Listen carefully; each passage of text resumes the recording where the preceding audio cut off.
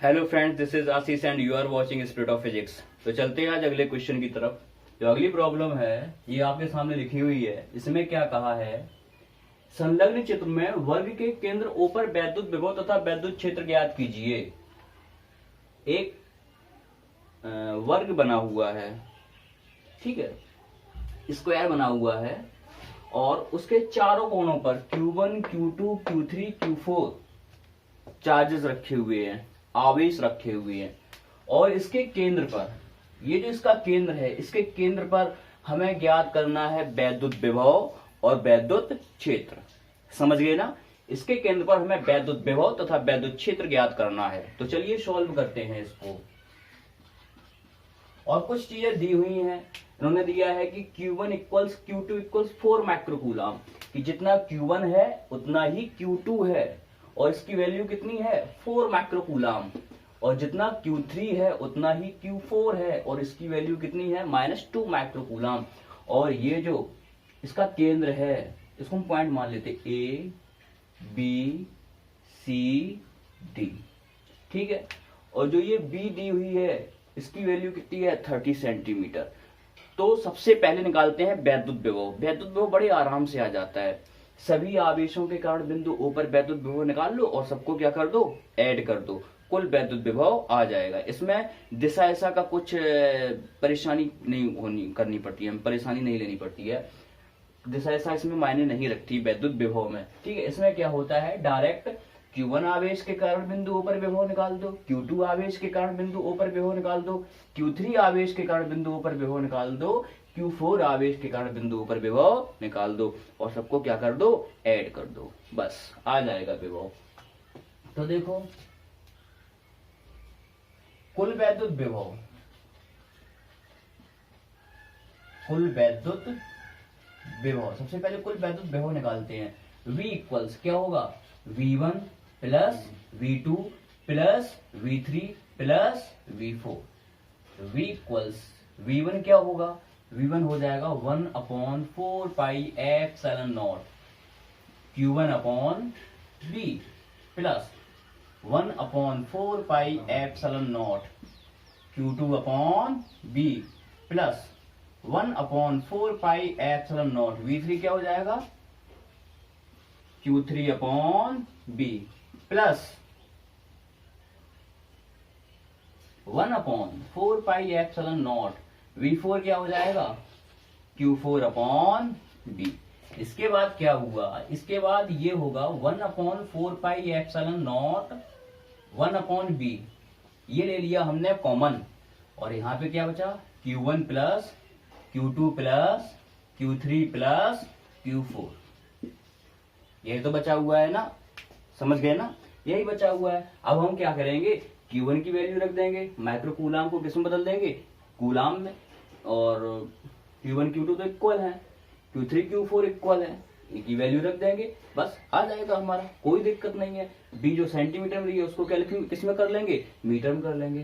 तो आपका जो है आ गया ना, कुल विभव भी तो आ जाएगा। कैलकुलेशन तो कर ही सकते हो, या फिर कैलकुलेशन कर सकते हैं आप लोग, ज्यादा वीडियो बड़ा होगा, कैलकुलेशन कर लेना, ठीक है। कुल वैद्युत विभव आ गया। अब बात करते हैं वैद्युत क्षेत्र की। किसकी बात करते हैं, वैद्युत क्षेत्र की। तो देखो Q1 और Q2 की वैल्यू इक्वल दी हुई है, Q1 और Q2 की वैल्यू क्या दी हुई है, इक्वल दी हुई है, और Q3 और Q4 की वैल्यू इक्वल दी हुई है। तो हम Q1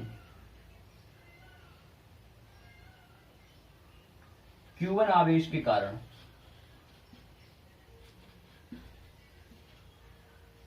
अगेन इसको सॉल्व कर रहे, एक पार्ट तो सॉल्व हो गया। हमारा जो वैद्युत विभव था वो इस फॉर्मूले से आ जाएगा।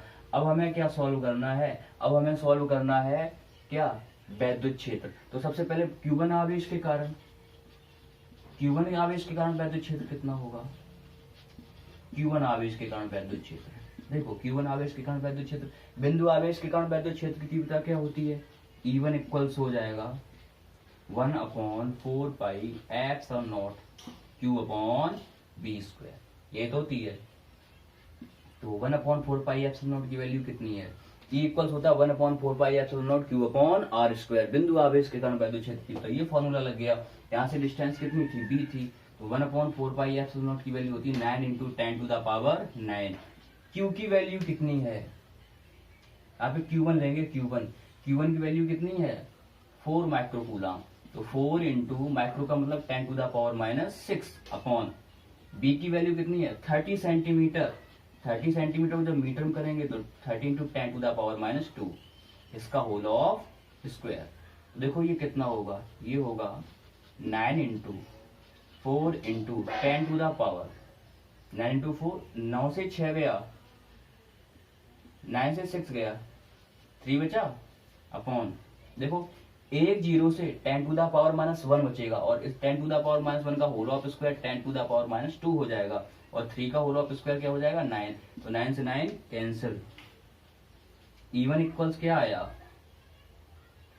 4 × 10⁵ न्यूटन पर कूलम। अब भाई देखो जो Q2 आवेश है इसका जो मान है वो Q1 के बराबर है, तो इसी प्रकार जो E2 की वैल्यू है, E2 की वैल्यू भी इतनी ही होगी। E2 इक्वल्स भी कितना हो जाएगा 4 × 10⁵ न्यूटन पर कूलम। देखो E1 जो होगा इसी दिशा में तो होगा, Q1 किसका था प्लस का था, और Q3 किसका था माइनस का था, इसी दिशा में तो होगा। किस दिशा में होगा AC की दिशा में। किस दिशा में होगा AC के अनुदिश, AC के अनुदिश। और जो E2 है, E2 की वैल्यू प्लस थी, और यहाँ पे जो Q4 था वो क्या था माइनस, तो E2 है, E2 किस डायरेक्शन में होगा इस डायरेक्शन में, ये तो E1 हो गया, और ये क्या हो जाएगा E2 हो जाएगा, ये क्या हो जाएगा E2, तो E2 जो हो जाएगा वो किसके अनुदिश हो जाएगा BD के दिशा में, या फिर यहाँ पे लिख देंगे BD के अनुदिश। क्लियर, E1 E2 निकाल लिया। अब Q1 के लिए निकाल लिया, Q2 के लिए निकाल लिया, अब Q3 के लिए निकालो। Q3 आवेश के लिए, Q3 आवेश के कारण वैद्युत क्षेत्र, Q3 आवेश के कारण वैद्युत क्षेत्र क्या होगा E3 इक्वल्स 1/4πε0 Q3 अपॉन फिर से b², डिस्टेंस तो वही है b², तो देखो लिखो 1/4πε0 की वैल्यू होती है 9 × 10⁹, और Q3 कितना है 2 माइक्रोकूलम, तो 2 × 10⁻6 अपॉन b²। देखो यहाँ पे b² की वैल्यू कितनी आई थी 9 × 10⁻², समझ गए ना, 9 से 9 कैंसिल, तो देखो कितना आता है 2 × 9 से 6 गया 3, माइनस का 2 ऊपर जाएगा प्लस का 2 5, 10⁵ न्यूटन पर कूलम। तो E3 कितना आया, E3 equals 2 × 10⁵ Newton per coulomb. ये देखो ये भी OD के अनुदिश होगा, OD के अनुदिश। इसी प्रकार से जो E4 होगा, देखो Q3 और Q4 इक्वल है -2 माइक्रोकूलम, तो जितना Q3 आया उतने क्या आएगा Q4 के लिए जो E4 होगा वो भी क्या हो जाएगा 2 × 10⁵ न्यूटन पर कूलम।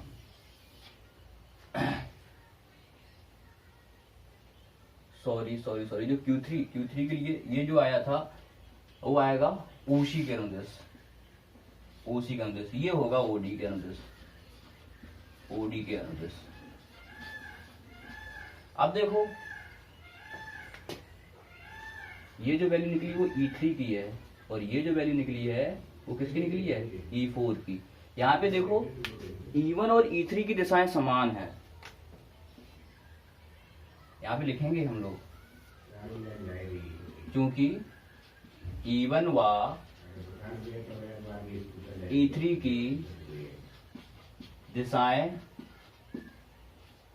समान है, अतः जिनकी कुल वैद्युत क्षेत्र की तीव्रता में ई डैश ले लें, ई डैश इक्वल्स क्या हो जाएगी, E1 प्लस E3। ये ओ यहाँ पे लिख ले रहे हैं, कोई दिक्कत तो नहीं। हाँ, ई डैश इक्वल्स क्या हो जाएगा, E1 प्लस E3। ई डैश इक्वल्स E1 कितना है 4 into 10 to the power 5 plus E3 कितना है ये 2 इंटू 10 टू द पावर 5, तो ई डैश कितना आएगा 6 into 10 to the power 5 newton per coulomb. ये ई डैश की वैल्यू आई। ठीक है, उसके बाद E2 और E4 की दिशाएं समान होंगी। E2 व E4 की दिशाएं समान हैं, इनकी दिशाएं समान है। जब इनकी दिशाएं समान है तो कुल तीव्रता हम ई डबल डैश ले लें तो क्या हो जाएगा E2 प्लस E4। तो ई डबल डैश इक्वल्स E2 की वैल्यू कितनी है 4 into 10 to the power 5, E4 की वैल्यू कितनी है 2 इंटू 10 टू द पावर 5, ये भी कितना E double dash 6 into 10 to the power 5 newton per coulomb. E dash और ई डबल डैश आ गया। ठीक है, कुल मिला के जो ई डैश होगा, ई डैश वो इस डायरेक्शन में है ई डैश, और ई डबल डैश इस डायरेक्शन में है। ई डैश इस तरफ, ई डबल डैश इस तरफ। इसकी नेट तीव्रता हम कितनी ले लें, हम यहाँ पे ई नेट तीव्रता इसकी कितनी ले ली ई, माना ई डैश व ई डबल डैश की नेट तीव्रता ई है, कितनी है ई, अतः यहां पे देखो 45 एंगल बनेगा, यहां पे भी कितना बनेगा 45 डिग्री का। तो ई जो है ई इक्वल्स हो जाएगा ई डैश कॉस 45 प्लस ई डबल डैश कॉस 45। देखो कॉस 45 ले लिया हमने कॉमन, यहाँ पे क्या हुआ ई डैश प्लस ई double dash. E equals cos 45 की वैल्यू 1/√2 होती है, और इसकी कितनी है 6 into 10 to the power 5 plus 6 into 10 to the power 5।